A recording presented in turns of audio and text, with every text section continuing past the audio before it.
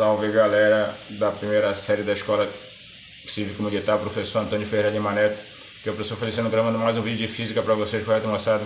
Nesse vídeo de hoje a gente vai dando continuidade ao nosso estudo sobre espelhos esféricos, vendo como se formam as imagens nos espelhos esféricos, certo?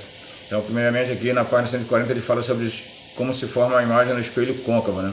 O espelho côncavo produz imagens com características diferentes dependendo da distância P a que o objeto se encontra do espelho.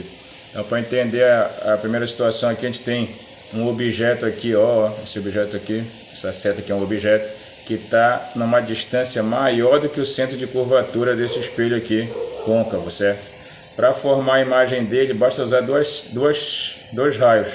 O raio que passa aqui do objeto paralelo ao eixo do espelho, bate no espelho, passa pelo foco, certo? O raio que parte do objeto passa pelo foco, bate no espelho e volta paralelo. Esses dois raios se cruzam bem aqui nesse ponto. Também aqui nesse ponto se forma a imagem desse objeto, certo? Então, quando ele está distante aqui do espelho côncavo, essa imagem como ela se formou aqui pela interseção dos raios, né, direta dos raios aqui na frente do espelho, ela é uma imagem real. Ela é menor do que o objeto, o tamanho dela aqui em relação ao objeto, dá para a gente ver que ela é menor. E ela é invertida, ou seja, ela é de cabeça para baixo. Então, quando o objeto está muito longe do espelho, a imagem que se forma dele é uma imagem real, invertida e menor. Falou? Aí a segunda situação é quando a gente coloca o objeto em cima do centro de curvatura, certo? Aqui o objeto em cima do centro de curvatura. Aí, de novo, para fazer a imagem, né? Um raio que parte paralelo bate no espelho e volta sobre o foco. Um raio que parte do objeto passa pelo foco, bate no espelho e volta paralelo. Eles se cruzam bem aqui nesse ponto. Bem aqui se forma a imagem. Nessa situação em que o objeto está em cima do centro de curvatura, a imagem ela é real também, né? Porque ela está aqui na frente do espelho. Ela é invertida, porque ela é de cabeça para baixo. E ela tem o mesmo tamanho do objeto, certo? Então, quando o objeto fica em cima do centro de curvatura do espelho, a imagem se forma real, invertida e igual, ou seja, com o mesmo tamanho, beleza? Vamos para mais uma situação aqui. Se o objeto ficar entre o centro e o foco, olha, está aqui nessa outra situação, olha lá como é que vai se formar a imagem, né? De novo, usando dois raios, o raio que parte do objeto chega paralelo, bate no espelho e passa pelo foco. O raio que passa pelo foco, bate no espelho e volta paralelo. Aí se forma essa imagem bem aqui, né? Que é uma imagem o quê? Real, de novo, porque está na frente do espelho. Ela, de novo, ela é invertida, só que ela é o quê? Maior do que o tamanho do objeto. Aqui o tamanho da imagem, aqui o tamanho do objeto, certo? Nessa situação, a imagem é maior do que o objeto, quando o objeto fica entre o centro e o foco. A outra situação é quando o objeto fica em cima do foco, certo? Se colocar o objeto em cima do foco, o que acontece? O raio que chega paralelo bate no espelho e passa pelo foco, certo? O raio que bate no vértice, chega no vértice, bate no vértice e volta na mesma direção. Aí acaba que ele fica paralelo aqui os raios refletidos. Então eles não se cruzam nem na frente e nem aqui atrás também. Ou seja, não se forma imagem, certo? Quando o objeto fica em cima do foco, não se forma imagem de objeto no espelho côncavo. Beleza? E a última situação é quando o objeto fica entre o foco e o vértice do espelho. Se o objeto fica entre o foco e o vértice, o que acontece? Um raio que passa aqui na direção do centro bate no espelho e volta na mesma direção, certo? E o raio que chega no vértice bate no vértice e volta na mesma direção aqui também, com o mesmo ângulo. Aqui para frente eles não se cruzam, mas prolongando aqui para trás, olha, eles vão se cruzar e vai se formar essa imagem aqui do objeto. Uma imagem que, como ela está atrás do espelho, ela é real, ela é direta, porque ela não está mais de cabeça para baixo, certo? E ela é maior do que o objeto, certo? Então, quando tu coloca um objeto entre o foco e o vértice de um espelho côncavo, se forma uma imagem virtual, maior e direta. É o que acontece naquele espelho do médico dentista, né? Que ele coloca na boca da pessoa.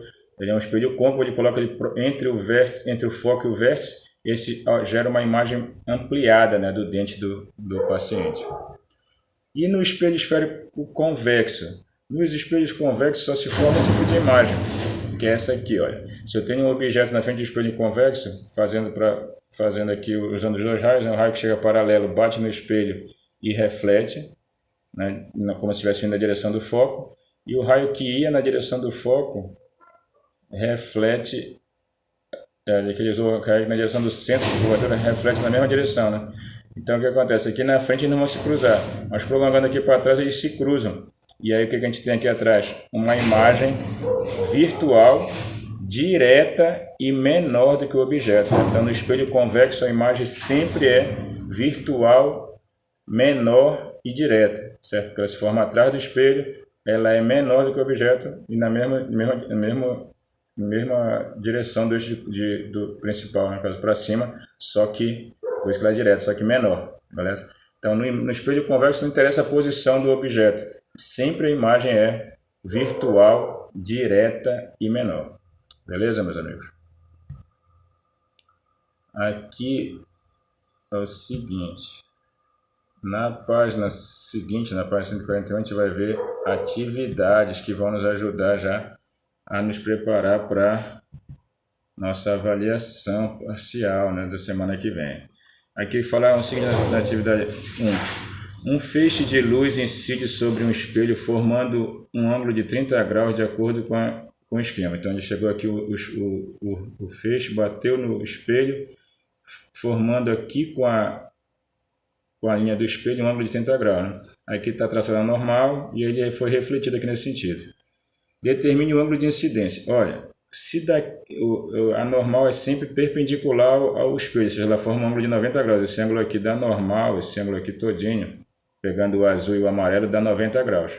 Se somando o azul mais o amarelo dá 90 graus e o amarelo já é 30, quanto é que falta para 90? 60, certo, pessoal? Então o ângulo I aqui, que é o ângulo azul aqui, ele equivale a 60 graus, certo? O ângulo equivale a 60 graus.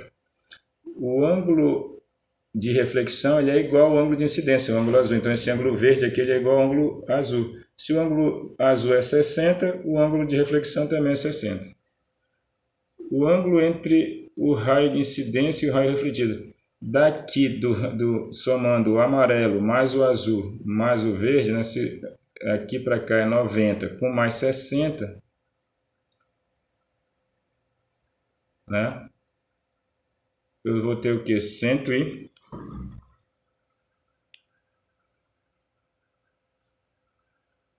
Aliás, desculpe, somando aqui o ângulo de incidência com o ângulo de reflexão, né? 60 mais 60, eu tenho daqui para cá esse azul mais o verde, um total de 120 graus, certo?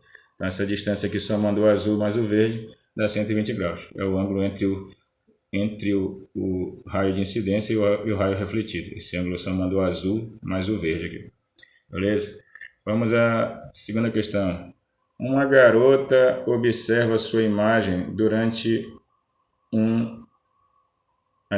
de um espelho plano. Sabendo que ela está a 2 metros do espelho, qual é a distância entre a garota e a sua imagem? Ora, se ela está a 2 metros do espelho, a gente já viu que no espelho plano a distância da imagem é igual à distância do objeto. Então, se ela está a 2 metros do espelho, a imagem ela também está a 2 metros. Então, dela até a imagem dela vai ter o quê? 2 mais 2, né? 2 mais 2, um total de 4 metros. Então, ela está a 4 metros da imagem dela, somando a distância dela para a imagem mais a distância da imagem para o espelho, né?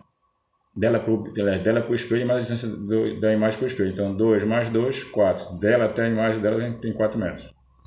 Aí, terceira questão. A tela a seguir é a última grande obra do pintor francês Edouard Manet. Nela, Manet representa uma garçonete chamada Suzanne em um grande e movimentado salão de música de Paris, o Folies Bergère.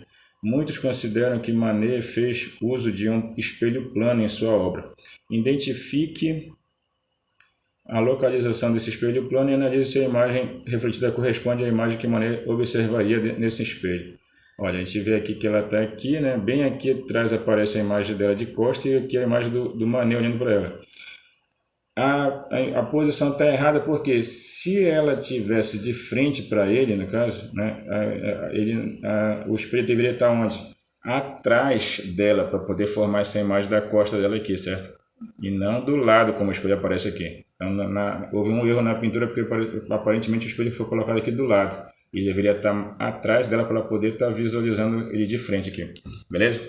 Então houve um erro nessa pintura dele aí, na maneira de representar a imagem.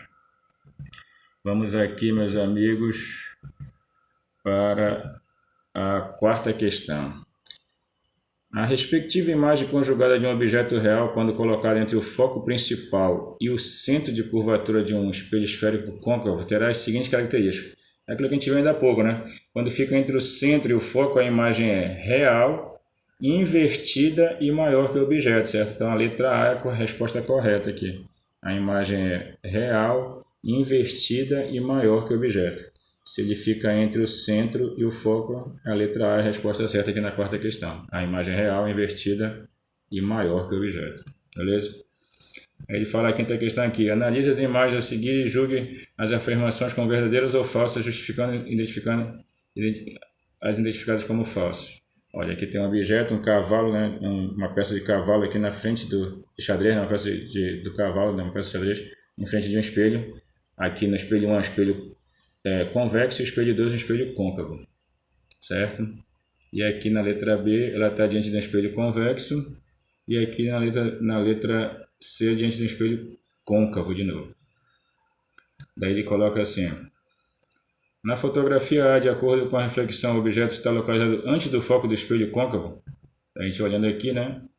Olha lá, tá certo, né? Porque para que a imagem dele apareça de invertida e menor, né, do que o objeto, ele tem que estar antes do foco, né? Antes do foco. Beleza, pessoal? E mais até antes do centro de curvatura, né? Então essa afirmação é verdadeira. Na segunda, na fotografia A, o espelho 1 conjuga uma imagem virtual direita e menor. É o que a gente vê aqui, né? A imagem no espelho convexo ela é sempre virtual, olha lá como a gente está lá, virtual, direita, né? E menor do que o objeto. Aqui é o tamanho da peça e está aqui a imagem menor. Então essa aí é um espelho convexo, também está certa a afirmação 2.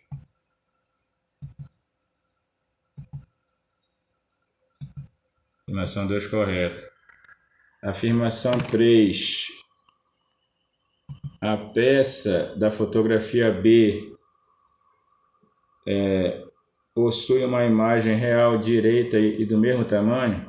A gente olha aqui para a fotografia B, ela é direita, mas ela é menor, certo, pessoal? Então essa afirmação aqui é falsa e não é real a imagem, é virtual porque ela está atrás do espelho, né? Quarta, a peça da fotografia C foi colocada atrás do centro de curvatura do espelho côncavo, pois sua imagem é real, invertida e maior. Olha lá, na fotografia B, para que essa imagem apareça maior, ele foi colocado entre o foco e o vértice, né? E ela é uma imagem virtual, né? Então essa afirmação 4 também é uma afirmação falsa. Então a 1 e a 2 são verdadeiras, a 3 e a 4 são falsas. Falou, moçada? Por aqui a gente encerra essa nossa aula e já nos preparando para a nossa primeira avaliação do terceiro semestre. Espero que vocês tenham aprendido alguma coisa. Qualquer dúvida a gente retira lá na sala de aula. Fiquem com Deus, só Jesus o Senhor. Valeu por hoje, um abraço. Até mais, moçada.